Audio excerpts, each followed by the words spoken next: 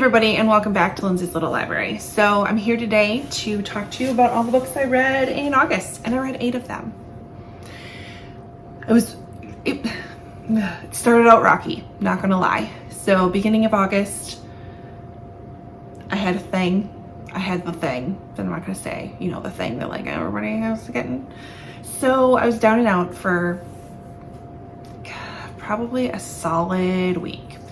And I had such a headache the whole time that like reading I just couldn't do, which was totally bummer because here I'm locked in my bedroom because I can't be around people, thinking I'm gonna read, and I really couldn't. I was able, if I did read, it'd have to be on my Kindle. I couldn't, like reading a book wasn't working, but I was able to read a bit on my Kindle, and so I did finish one book during that. I was hoping I'd finish all these books, but I finished one book, and it is the second book in the Finley Donovan series. I think it's called, I gotta cheat, Finley Donovan Knocks Him Dead by El Cosimino. Gave this one 4 stars. Not quite as much as I loved the first book. But I mean, that's kind of to be expected in these types of situations. There's not too many things I can think of where I like the second book better. So this one, again, we're back with Finley Donovan. We're back with her roommate, back into the drama and the craziness that comes with Finley Donovan.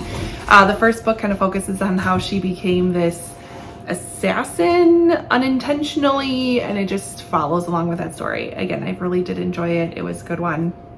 I would highly suggest picking it up. The next book I picked up was Josh and Hazel's Guide to Not Dating by Christina Lauren. Love this duo. They are such a fantastic, I love their books. So this one's been on my shelf for quite a while. I wanted something contemporary, rom-com-ish, and didn't disappoint. So we have Hazel and we have Josh. Hazel knows that she's a lot to handle. She knows she's a bit complicated, and a lot of men really aren't up to the challenge of dealing with Hazel. She has an army of pets. She has, oh my goodness, what does she all have? She has a fish, she has a dog, she's a rabbit, a whole bunch of pets. And she just is a little odd and quirky, and yet you can't help but love her. So she has known Josh since college, and Josh ends up being her best friend that she kind of met through work's brother, which they didn't figure that out until they were at dinner together. And Josh has always kind of thought of Hazel more of like a sisterly type.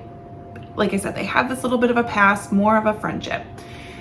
So they decide to kind of team up and try to find love for each other. So they go on this series of dates, of these blind dates that they set each other up on, and it just kind of goes from there. And obviously, I mean, it's a rom-com, so their relationship ends up being a little bit different. It's hilarious. There's some really funny things that they do to each other. It's fantastic. It's an easy read. It's a fun palate cleanser, if you would call it, that I picked up. What did I give it? I think I gave it like 3.5 stars. So no, yeah, 3.5 stars. Next one I picked up was actually what I read during our reading retreat. I picked up an R.L. Stine, Hit and Run, read this in the whole thing in 24 hours, which isn't that impressive, but when you're running a reading retreat, it takes a lot of work. But this one follows a group of 4 friends. They go out for a drive one night. They end up hitting somebody, little accident. They share this secret, and it goes from there. 3 stars. It was fine. I definitely had a lot of nostalgia. I read a lot of R.L. Stine when I was younger, and so it was just kind of a little take me back moment. So it was good. I have a few others that I picked up from a thrift store. I think I paid like 25 cents for them that I wouldn't mind picking up every so often. And then the next one I read is The School for Good Mothers by Jessamine Chan. This is so strange, and I still don't know how I feel about this book.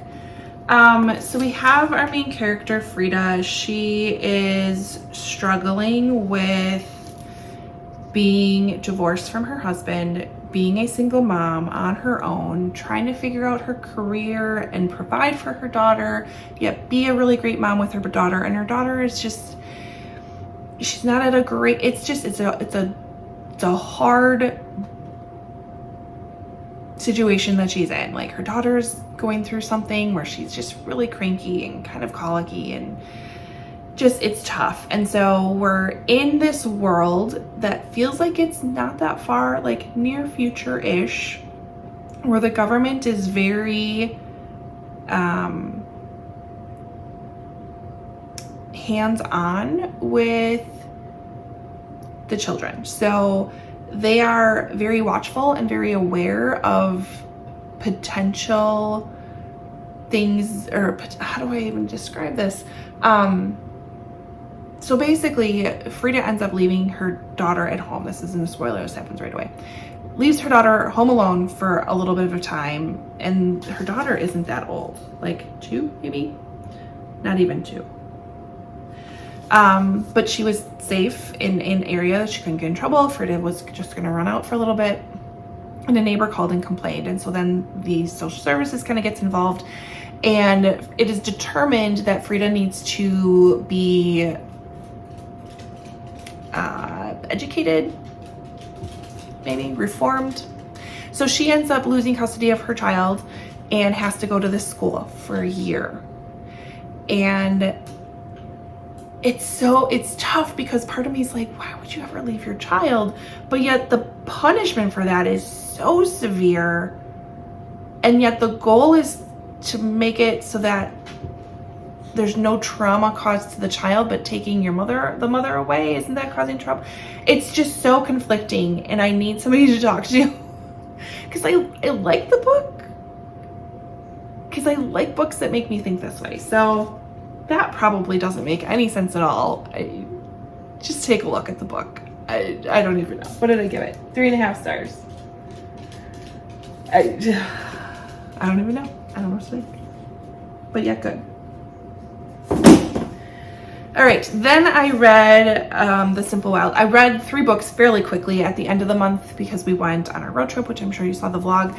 So lots of car time, lots of reading time. So I read The Simple Wild by K.A. Tucker. This follows Kala, and she has an opportunity to go to Alaska and kind of reconvene with her father, who she hasn't really spoken to in years, doesn't really know much of. Her mother left her father because she just couldn't handle Alaska. So Kayla goes to see her dad and try to establish a relationship with him, learn a little bit more of Alaska. This makes me want to go to Alaska so badly. And in the process, she meets Jonah, who lives next door to her dad, who is her age, and he thinks she's just a little spoiled brat, basically, and isn't afraid of telling her anything. And so those two they establish this very interesting relationship at the beginning, and it's so funny, yet I cried at parts, and it was fantastic. It's a series. I'm totally picking up the next one. I need to know what happens. It kind of ends on a little like, oh, okay, now what? Part where like you wouldn't have to pick up the second book, but I'm definitely curious enough to pick up the second book. So I like that one. What did I give it? 4 stars. Then I read a book on my Kindle. I think I got it. Yeah, I did get it from NetGalley. It is The New Neighbor by Karen Cleveland. Sorry, I'm checking my notes, making sure I don't mess this up. Really interesting book. So we have our main character, Beth. And I know I actually remember a character's name. Like, this should tell you this is good. She is taking her son, her last child of 3, to college. So now they're officially empty nesters. And they live on this cul-de-sac, kind of the existential, like, perfect neighborhood, where she's friends with all the neighbors, and they come home and basically her husband's like, and I'm leaving you. So her son has moved out. Her other 2 daughters have moved out. Her husband has now left her. She goes to work, which has been her life, and she works for the CIA counterterrorism unit. She's been focused on this one specific agent. She can't really figure out, and they're called The Neighbor. And she gets to work, and basically she's told, you're off the case. So she's not in the greatest headspace, but she just can't let the neighbor thing go. She can't control the other things in her life, and she's like, but I know I'm close to figuring out who this person is. And it goes from there. And if you like, I want to say unreliable character, but maybe not the best description of Beth. More like the decision she makes is a little questionable. Yet I really enjoyed it. I mean, I couldn't stop. I needed to know. I needed to figure it out. So, really liked it. Highly suggest that one. Again, I got it off NetGalley. Yeah, 4 stars. I liked it. And then, let's see. Gosh, I had 2 more books that I read. Next, I picked up My Lady Jane by Cynthia Hand, Brodie Ashton, and Jody Meadows. I've had this on my shelf for quite some time. It is a YA retelling of Lady Jane Grey, and she was the cousin to King Edward, and kind of what these guys think really happened. There is a little bit of a fantastical element to this, so we have people who can turn into animals. So if you're not okay with that at all, I'd say pass.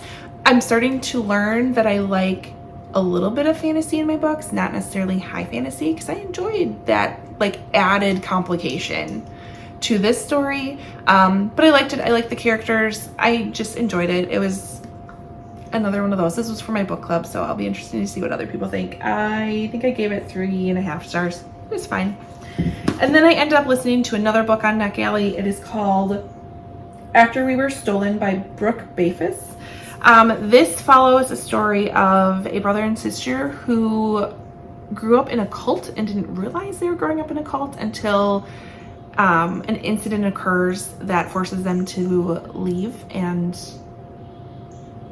relearn how the world is. I did enjoy it. There were parts where Avery, one of the main characters, she kind of bugged me a little bit. And I don't know if it was because of what she was doing or how the narrator was portraying like her whininess. So I'm not sure. I'm curious if I would still have that critique if I would have just read the book. I don't know.